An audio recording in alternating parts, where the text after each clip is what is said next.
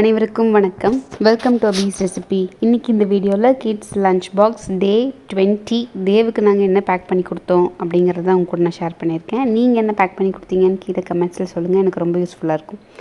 நான் இன்றைக்கி பீட்ரூட் சப்பாத்தி பண்ணலாம் அப்படின்ட்டு பீட்ரூட்டை பாதி பீட்ரூட்டு எனக்கு சஃபிஷியண்ட்டாக இருந்துச்சு. அதை நல்லா துருவிக்க போகிறேன்.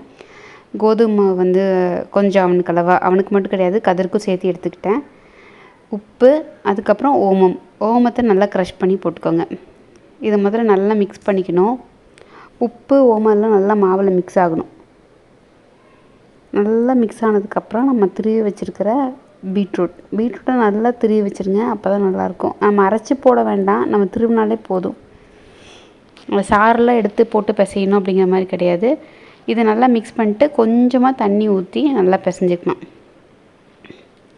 அப்படியே பீட்ரூட்டும் சப்பாத்தி மாவில் இருக்கிற மாதிரி இருக்கும்.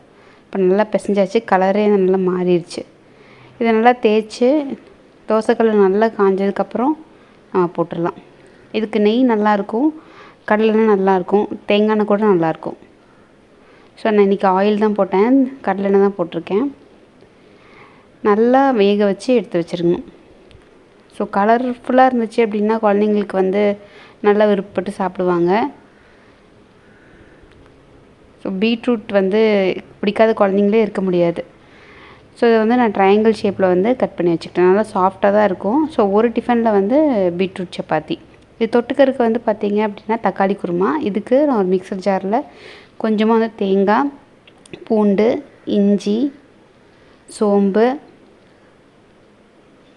கிராம்பு, பட்டை, மஞ்சத்தூள், சாம்பார் தூள், தக்காளி, பொட்டுக்கடலை, இது பெருங்காயத்தூளும் சேர்த்து இது எல்லாம் ஒன்றாவே நான் போட்டு அரைச்சிட போகிறேன். உப்பு சேர்த்திக்கலாம். நல்லா நைஸாக அரைச்சிட்டிங்க அப்படின்னா ரொம்ப ஈஸியாக இருக்கும் இது பண்ணுறதுக்கு. அரைச்சி எடுத்து வச்சுக்கலாம். இப்போ தாளிக்கிறதுக்கு கொஞ்சம் கடாயில் எண்ணெய் ஊற்றிக்கலாம். எண்ணெய் நல்லா காஞ்சதுக்கப்புறமா கடுகு சேர்த்திக்கிறேன். கடுகு நல்லா வெடித்ததுக்கப்புறமா வெங்காயம் கட் பண்ணி வச்சுருக்கிறது அதை சேர்த்திக்க போகிறேன். நீங்கள் சின்ன வெங்காயமும் சேர்த்திக்கலாம், பெரிய வெங்காயமும் சேர்த்திக்கலாம். வெங்காயம் நல்லா வணங்கினதுக்கப்புறம் நான் அரைச்சி வச்சுருக்கிற பேஸ்ட் இதில் ஆட் பண்ணிக்கிறோம். தேவையான அளவு தண்ணி ஊற்றி இது நல்லா கொதிச்சிடணும். உப்பு கரெக்டாக இருக்கான்னு பார்த்துக்கோங்க. தண்ணியாக தான் இருக்கும். ஸோ திக்னஸ் வரணும். வந்துருச்சு அப்படின்னா நம்மளுக்கு தக்காளி குருமா நல்லாயிருக்கும். மல்லி இலை போட்டு இறக்கிடலாம். டேஸ்ட் நல்லாயிருக்கும் சப்பாத்திக்கு தொட்டு சாப்பிட்றதுக்கு. ஸ்நாக்ஸுக்கு பார்த்தீங்க அப்படின்னா கார்ன் வேக வச்சு எடுத்து வச்சுட்டேன்.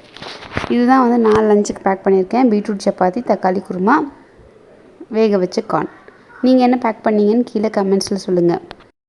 இந்த காம்பினேஷன் உங்களுக்கு பிடிச்சிருந்துச்சு அப்படின்னா ஒரு லைக் கொடுங்க. மறக்காமல் நம்ம சேனலுக்கு சப்ஸ்கிரைப் பண்ணுங்கள். பக்கத்தில் இருக்கிற பெல் பட்டனையும் ப்ரெஸ் பண்ணிடுங்க. நான் அப்போ தான் எப்போல்லாம் வீடியோஸ் போட்டோன்னா உங்களுக்கு நோட்டிஃபிகேஷன் வரும். Stay healthy, be happy. Thank you.